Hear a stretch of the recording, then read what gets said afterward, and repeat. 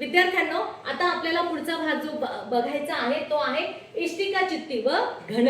या दोघांमध्ये काय फरक आहे? इष्टिका चित्ती म्हणजे नेमकी कशा प्रकारची वस्तू आणि घन म्हणजे नेमकी कोणती कशी वस्तू. यांचे काही गोष्टी समान आहेत, पण एक गोष्ट मात्र वेगळी आहे, तर ती आपल्याला आज बघायची आहे. तर इष्टिका चित्ती म्हणजे काय? ज्याच्या समोरासमोरील पृष्ठे समान आहेत.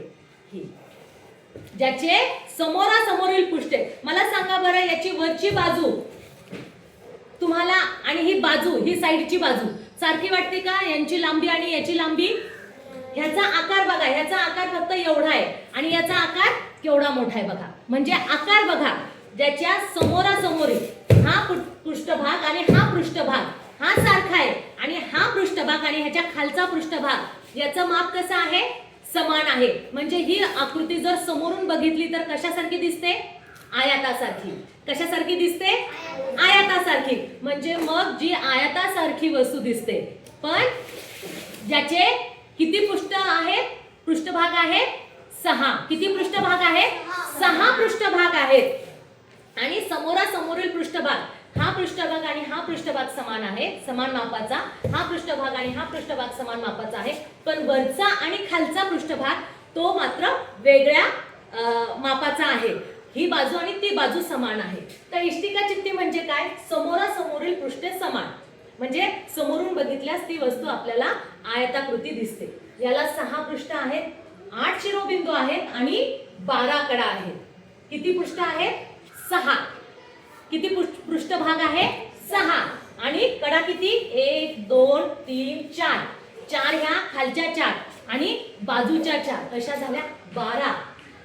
12 कडा आहेत. आणि शिरोबिंदू म्हणजे कोपरे. 1 2 3 4. 4 कोपरे वर, 4 कोपरे खाली, असे किती कोपरे आहेत? शिरोबिंदू आहेत 8. आता घन बघा. घन कशाला म्हणायचं? ज्याचे सर्व पृष्ठे समान असतात. ज्याचे सर्व पृष्ठे समान आहेत. जो चौकोनी बॉक्स असतो, चौरसाकृती, हा आयताकृती. इष्टिका चित्ती आयताकृती आणि घन चौरसाकृती. चौरसाच्या चारही बाजू समान असतात की नाही?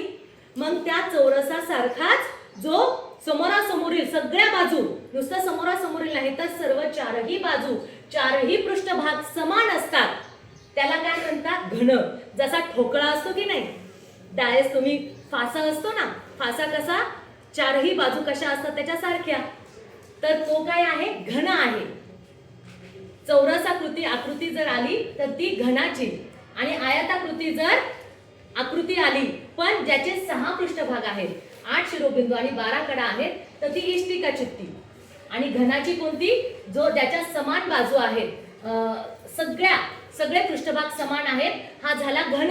आणि ही झाली इष्टिका चित्ती. ही झाली इष्टिका चित्ती आयताकृती. मग याच्यावर कसे प्रश्न विचारले जातात बघा बरं. पुढील पैकी कोणत्या वस्तूची सर्व पृष्ठे चौरसाकार असतात? चौरसाकार. मग सांगा बरं, कंपास पेटी कशी असती?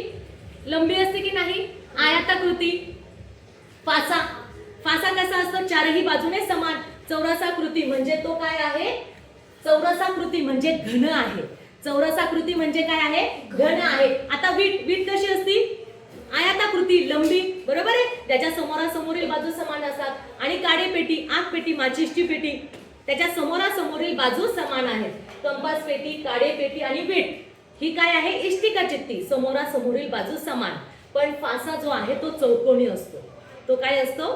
चौकोनी असतो. आता पुढचा प्रश्न बघा. इष्टिका चित्तीच्या कडांची संख्या ही तिच्या पृष्ठांच्या संख्येच्या किती पट असते? आता सांगा बरं, इष्टिका चित्तीला किती कडा असतात? किती कडा आहेत?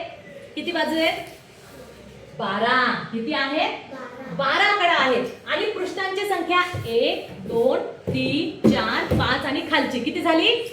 6. मग सांगा बरं, 6 जर पृष्ठ आहेत आणि 12 कडे, किती पटीनं जास्त आहे रे? दुप्पट आहे, निमपट आहे की तिप्पट आहे की चौपट आहे? दुप्पट. अगदी बरोबर, शाबास. 6 पेक्षा 6 मध्ये 6 मिळवले 12 येतात, 6 दुनी 12 येतात, म्हणून दुप्पट आहे.